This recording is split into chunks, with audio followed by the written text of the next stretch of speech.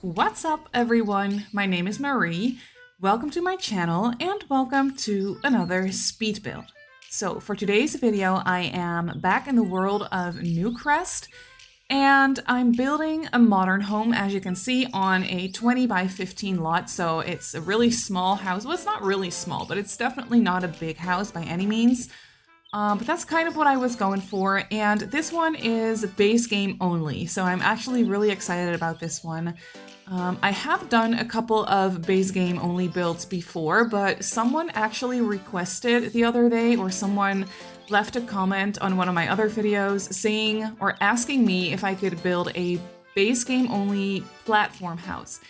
And so that idea actually really inspired me to build a, just a modern home with only the base game. So I did use a lot of platforms, as you can see, for the roof mainly. And then I was also, I wanted to use a lot of platforms on the inside of the house as well.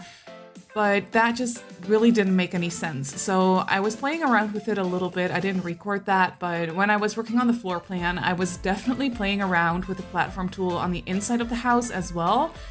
But I don't know, the house was just a little bit too small and it didn't really make any sense to have sunken platforms or raised platforms. Like, it was just a little bit too messy and a little bit too cramped. And if I were to use the platforms, like, I could have done that, but that would have been just for the sake of using the platforms, and I didn't really like that. So I didn't really use any platforms on the inside of the house, but as you can see on the roof, I went crazy with the platforms, and I was actually looking at a reference picture that I found on Pinterest for this one. I quickly let go of it though, because I didn't really like the way it was translating into The Sims, so I don't know, it got me started on the build, but then I quickly let go of the image that I found and kind of, gave it my own spin, if that makes any sense, and just kind of made it my own. But I really like the way that it came out eventually. I was definitely fiddling around with the shape of the house, like the shape and the sizes of all the different boxes, basically. I was fiddling around with that for a long time because, I don't know, I was just staring at it for a little bit too long, so at some point I actually had to step away from it because I didn't really like it at all, and also at one point I was ready to bulldoze it all and start over because I was getting a little bit frustrated with it. But I'm really happy that I didn't do that though, because, well, like I said, I really like the way that it came out in the end. I think it's really fun and quirky and definitely very modern and contemporary as well.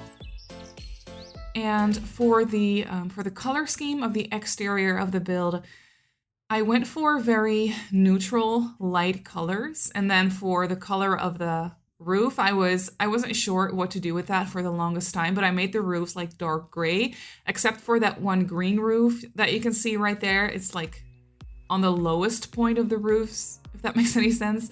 That one stayed green. I liked that. It was just a little bit, just something different and just a nice, I don't know, change of pace, I guess. So I kind of left it like that, and here I was fiddling around with the window situation. That also took me a while to figure that out. I don't know, I was using a lot of bigger windows in this build, which I always like to do, especially for modern houses as well. So I did place a lot of bigger windows, and as you can see, I also placed floor-to-ceiling windows on the second floor of the house, which kind of causes a problem because platforms in the game are a little bit glitchy. Like, if you place a floor-to-ceiling window on a wall that's against a platform on the other side of the wall, if that makes any sense, then the window is going to, like, you're going to see the platform through the window, except that part of the platforms is a little bit glitchy. So when you look out the window, you don't actually see the platform, you just see some kind of weird line, and you can kind of see right through the platform, which looks really ugly and glitchy.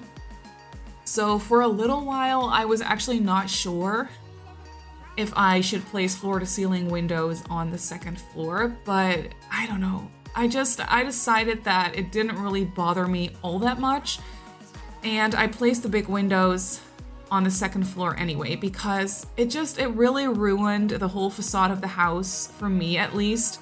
When I placed down smaller windows, I really wanted the windows to match.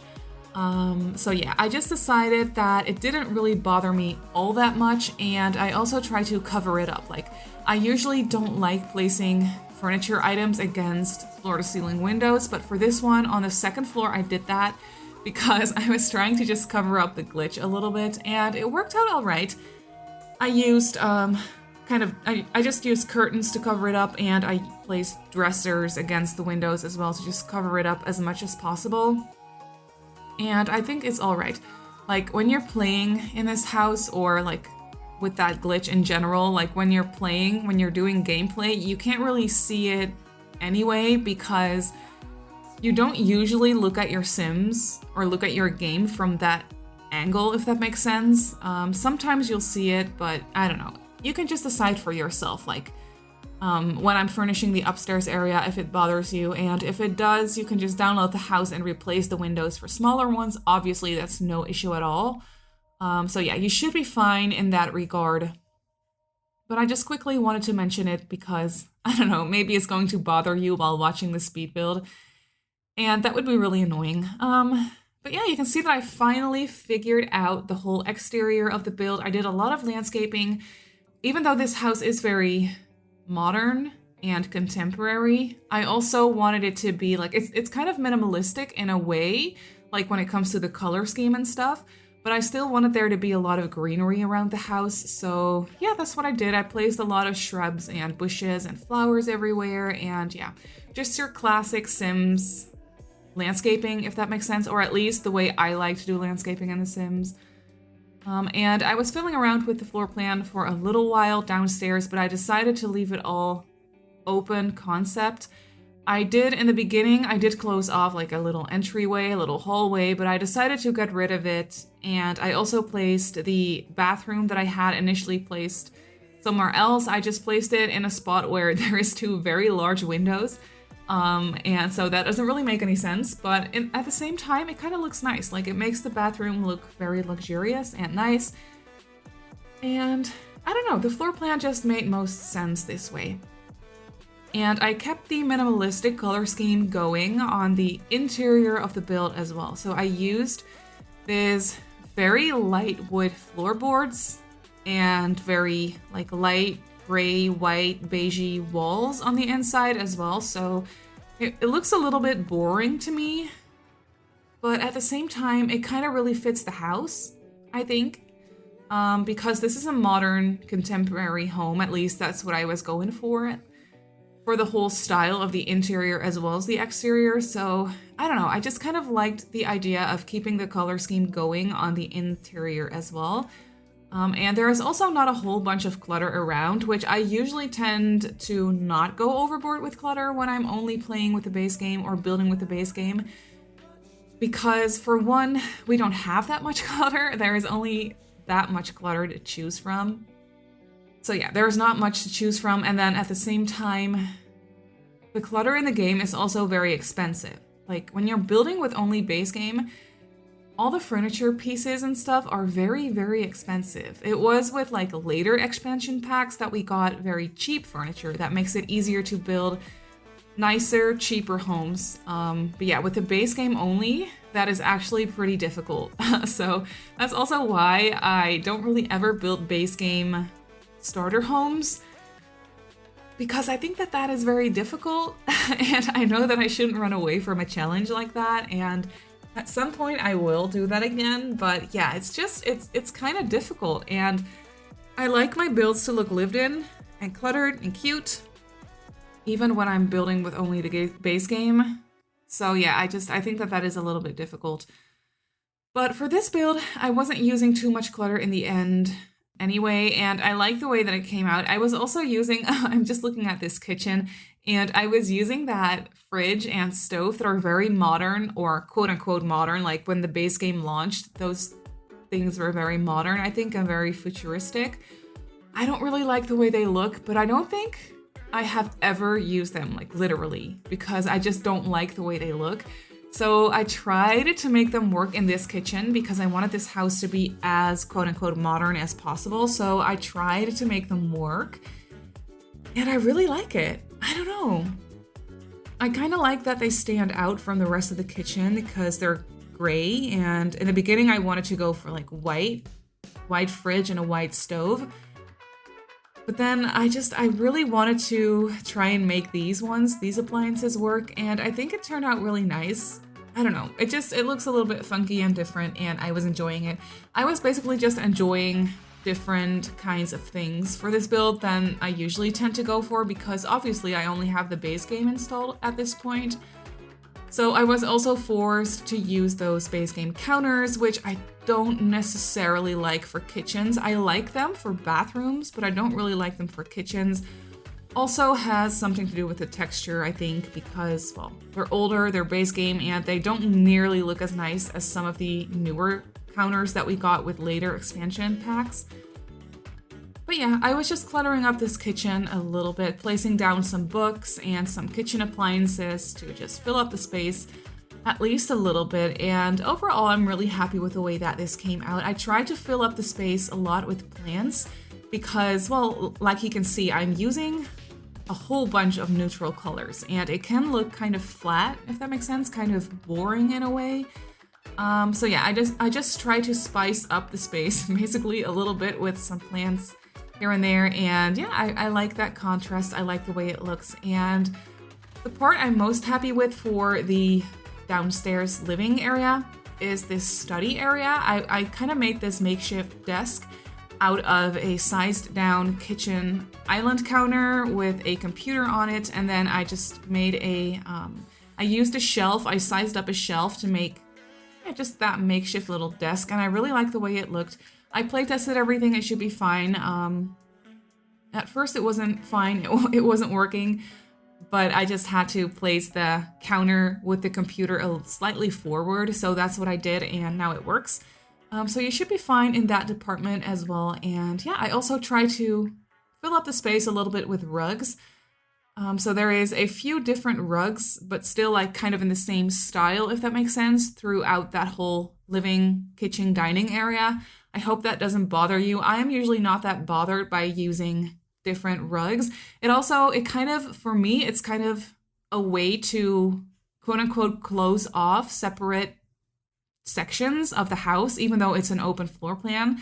Like the kitchen has its own rug, the living area has its own rug, and the study area has its own rug, and I don't know, even though it's an open concept, it kind of feels like separate spaces, if that makes any sense. So I always really like to kind of use different rugs throughout one bigger space. But yeah, this is the downstairs bathroom. It's a full bathroom with a shower tub combination, and then upstairs there is a very small bathroom with only a shower, but still a full bathroom. So there's 2 full bathrooms and 2 bedrooms, and then one of the bedrooms I furnished to be the master bedroom, and then the other bedroom also has a double bed, but it's shoved against the wall, so you can only have one sim sleeping in there. If the scoot over trick works for you, then you can have 2 sims sleeping in that bed, but still for gameplay that's probably going to be a little bit annoying. So I was just kind of thinking that this one right here with the pink bed is the master bedroom, and then the other one is for a teenager. Or it could also be like just an extra bedroom if you wanted it to be, because I don't really think of a specific family for this house or specific personality types. In this bedroom, by the way, you can kind of see that glitch where I'm placing the curtains right now. You can kind of see the platform through the window, and you can kind of see how it glitches out, which is really ugly, but yeah, I just try to cover it up as much as possible.